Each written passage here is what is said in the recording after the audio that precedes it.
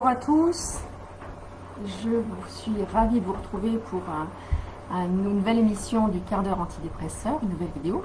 J'espère que tout va bien fonctionner puisque il y a un orage actuellement là où je suis, donc j'espère que la connexion sera bonne et que je vais pouvoir vous transmettre ce que j'ai à vous transmettre aujourd'hui.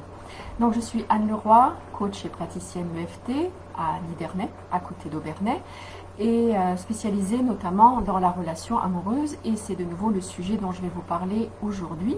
Alors au mois de juin, je vous avais déjà parlé des 3 piliers d'une relation amoureuse épanouie. Donc je vous expliquais qu'est-ce qu'il fallait pour pouvoir arriver à une relation amoureuse épanouie. Et aujourd'hui, je vous propose de voir quels sont, trois critères qui permettent de vérifier si une relation amoureuse est épanouie, épanouissante en tout cas, et si elle est saine. Bien entendu, ce n'est pas une liste exhaustive de pistes, hein, il y en a beaucoup d'autres, mais je trouve que ce sont vraiment 3 pistes très intéressantes à explorer pour vérifier si vous êtes dans une relation qui est épanouissante ou non, qu'elle soit amoureuse ou pas, mais là je m'adresse principalement aux personnes qui ont envie de voir si leur relation amoureuse est épanouissante. Voilà. Alors, je vais commencer tout de suite. Donc, en tout cas, si vous voulez vous référer à ce que j'avais proposé donc au mois de juin sur les 3 piliers, je vous invite à revoir de nouveau cette vidéo que j'avais faite. Je vous la remettrai en lien sur celle-ci.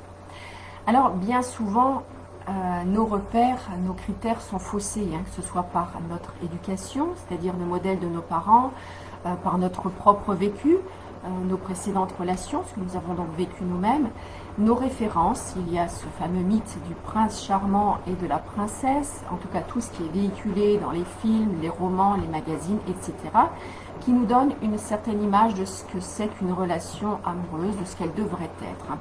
Mais tous ces modèles ne sont pas forcément des modèles qui nous amènent à une relation épanouissante. En tout cas, pour pouvoir reconnaître si une relation est épanouissante ou non, je vous propose aujourd'hui donc 3 pistes de réflexion pour que vous puissiez faire vous-même le point sur votre relation en cours et pourquoi pas sur vos relations passées afin d'en tirer des enseignements. Alors le tout premier point, c'est vous pouvez être vous-même. Hein, être soi-même, et l'autre aussi bien entendu. Alors je vais parler à chaque fois d'une personne, mais c'est valable dans les deux sens. Hein. Vous pouvez aussi bien être à la position A qu'à la position B, peu importe, mais en tout cas c'est valable dans les deux cas. Donc être soi-même. Et pour vérifier si vous êtes bien vous-même dans la relation, je vais vous proposer quelques questions. Alors la première, c'est est-ce que l'autre vous accepte tel que vous êtes, ou bien est-ce qu'il cherche à vous changer? C'est une question très importante. Est-ce que l'autre vous accepte tel que vous êtes, ou bien est-ce qu'il cherche à vous changer? Hein, regardez si vos défauts l'amusent, ou bien si vos défauts l'agacent. Est-ce qu'il vous reproche d'avoir tel ou tel comportement, tel défaut? Est-ce que vous êtes libre de vous montrer tel que vous êtes, de vous exprimer librement et d'avoir vos propres opinions? Est-ce que vous êtes libre d'avoir les fréquentations, les centres d'intérêt que vous voulez? Si l'autre critique ce que vous faites, qui vous fréquentez, ce qui vous intéresse dans la vie, notamment là souvent dans le domaine du développement personnel, souvent les conjoints trouvent que voilà, toutes ces choses qu'on raconte du développement personnel, oui, bon, ça va, ça fait rire un moment, mais il ne faut peut-être pas exagérer.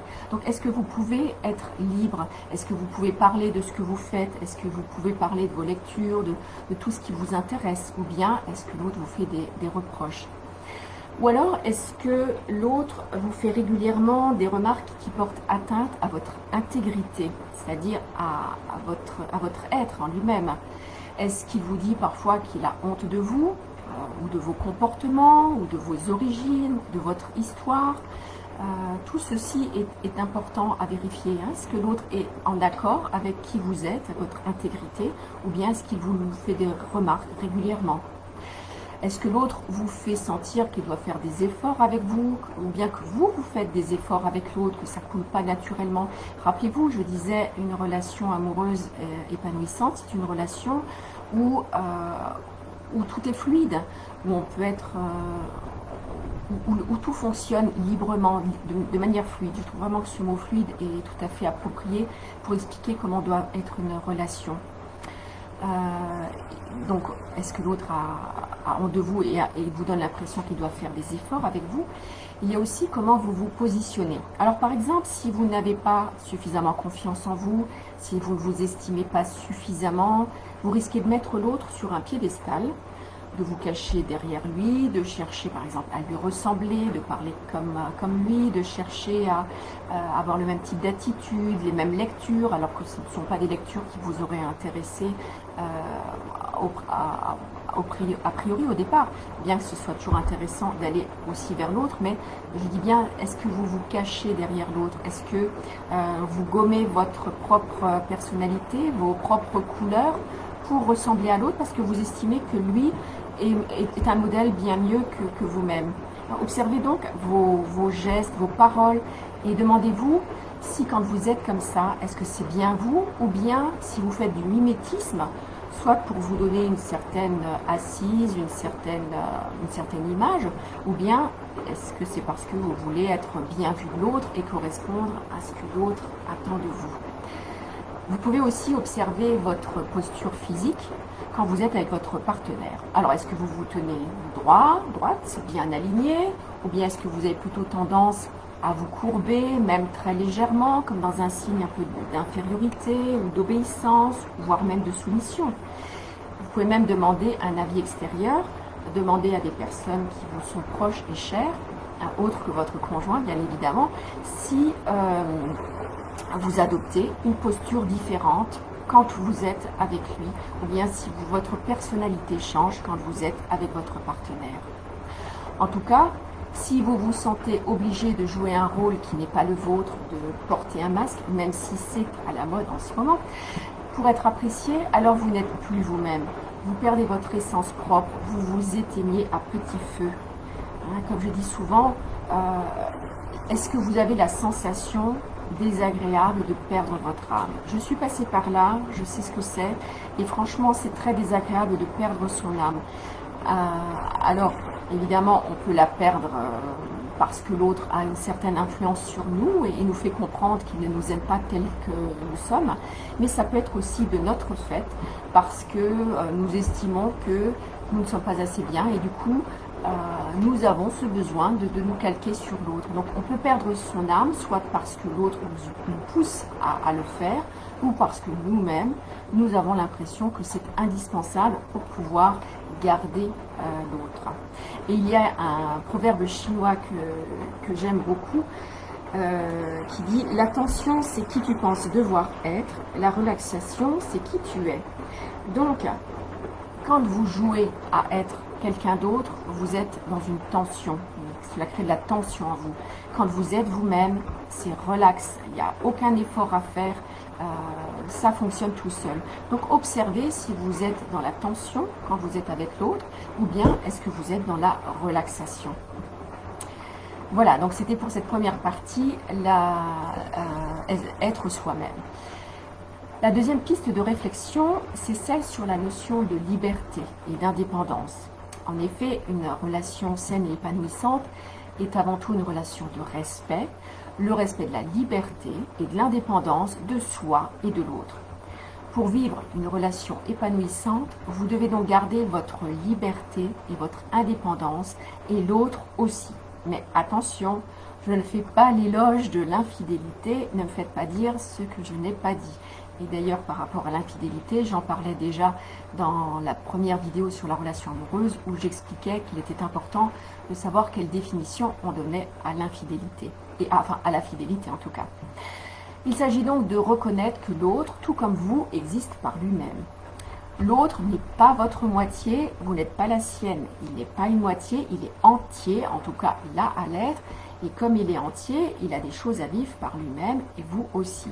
C'est vrai que cette notion de moitié, l'autre est ma moitié, l'autre me complète, c'est quelque chose que j'ai beaucoup de mal à supporter, puisque, mais ça parle de mon passé également, parce que quand on se considère comme une moitié ou quand on considère l'autre comme une moitié, c'est qu'il y a vraiment quelque chose qui manque à l'intérieur de nous. Hein, si on est un être complet par nous-mêmes, si on est un être entier, on n'a pas besoin de l'autre pour compléter. Donc on n'est pas deux moitiés qui doivent absolument être ensemble pour se compléter, mais on a bien chacun notre vie à vivre. Quand vous vivez en couple, il est important d'avoir des moments où vous vivez et vous faites les choses par vous-même et pour vous-même. Trouvez donc un équilibre entre ce qui est fait à deux et ce qui est fait seul. Il est important de se ressourcer en dehors du couple. Hein. Attention aux notions d'exclusivité ou de couple fusionnel. Tout cela vous induit en erreur. Et pour cela, il vous faut votre liberté et votre indépendance pour sortir du couple, pour vous abreuver socialement, spirituellement, culturellement, ailleurs. Alors, pour vous aider, vous voyez, imaginez que la relation, c'est comme un schéma à trois pôles. Il y a le couple, il y a l'autre et il y a vous. Hein. On est trois. Vous êtes trois dans une relation. Il y a l'entité couple, mais il y a aussi deux personnes. Alors ne faites pas vivre uniquement l'entité couple au détriment de l'un et ou de l'autre. Gardez toujours cette notion à l'esprit. Les trois pôles doivent être équilibrés, alimentés en répondant aux besoins de chacun. Aucun des trois ne doit prendre le dessus. Dès que vous créez un déséquilibre, la relation en pâtit, elle devient bancale, elle devient souffrante. Bon nombre de problèmes de couple viennent justement de ce déséquilibre entre les trois pôles. Donc ne mettez pas plus d'énergie ou d'attention dans l'un ou dans l'autre. Au contraire, veillez toujours à maintenir l'équilibre, le respect de chacun des trois pôles. Respectez-vous vous-même, respectez l'autre, respectez le couple. Alors, la troisième piste nous mène à, puisqu'on parlait de besoins, donc la troisième piste, ça va être la pyramide des besoins, ce qu'on appelle aussi la pyramide de Maslow. Je vais vous la montrer. Alors, je vérifie, oui c'est bon, on voit bien. Donc vous avez 5 niveaux, hein, on voit bien sur ce dessin, il y a 5 niveaux dans la pyramide de Maslow.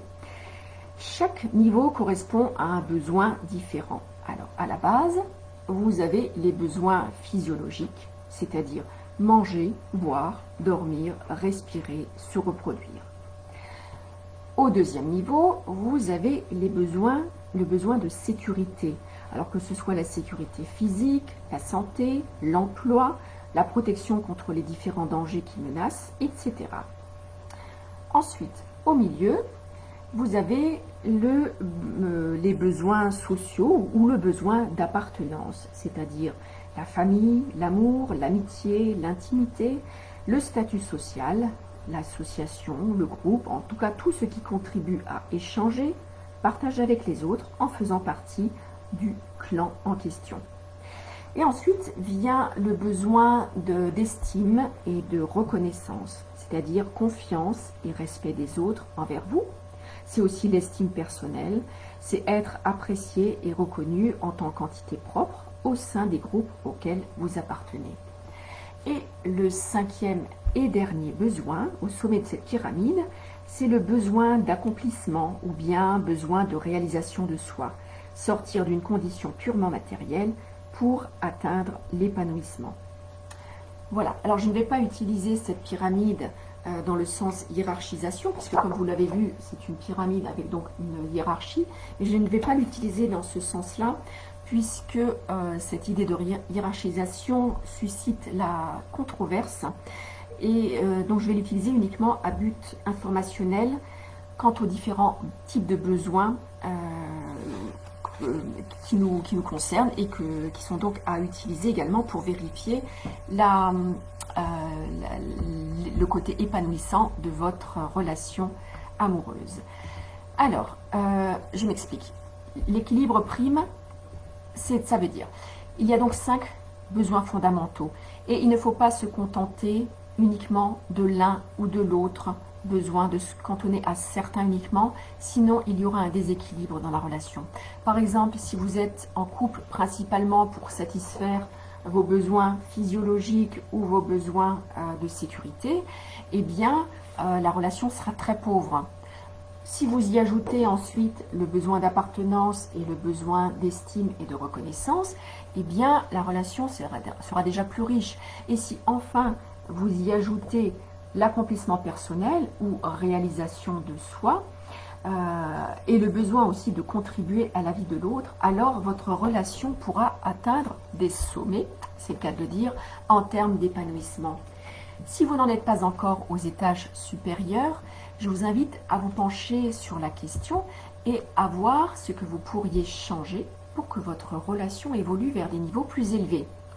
Alors, cela peut être trouver un travail, voilà, si vous êtes dans le besoin de sécurité, donc ça peut être trouver un travail pour ne plus dépendre financièrement de l'autre, ou alors arriver à vous aimer, vous estimer vous-même pour ne plus rechercher cette reconnaissance chez l'autre, hein, ne plus attendre en permanence des compliments ou bien que l'autre vous dise tout le temps oui je t'aime, pour ne plus être dans ces besoins-là et d'aller davantage vers celui-ci.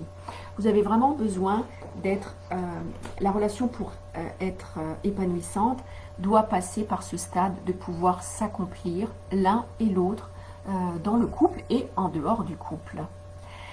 Voilà, et donc par rapport à ce besoin d'être complimenté, d'entendre l'autre dire je t'aime, je vous renvoie de nouveau à la vidéo du mois de juin où j'expliquais que le tout premier pilier pour qu'une relation soit réussie, soit épanouissante, c'est la relation qu'on a avec soi-même et donc de s'aimer soi-même. Voilà, je vais m'arrêter, l'heure tourne, il est déjà l'heure que je m'arrête. Je vais juste résumer donc ce petit exposé non exhaustif évidemment sur les différents conseils pour vérifier que vous êtes dans une relation amoureuse épanouissante.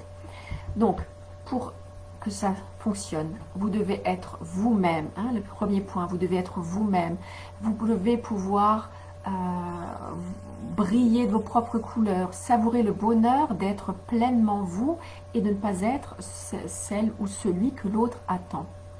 Le deuxième point, c'est de garder votre liberté et de laisser de la liberté à l'autre et de respecter la liberté du couple. Hein, comme je le disais, vraiment être libre dans le couple, être indépendant. Hein, on n'est pas des moitiés, on est des individus entiers. Et le troisième point, c'est de vérifier quels sont les besoins que vous cherchez à satisfaire dans votre relation. Voilà, j'espère que cette vidéo vous a éclairé sur les différentes façons de vérifier que vous êtes dans une relation épanouissante.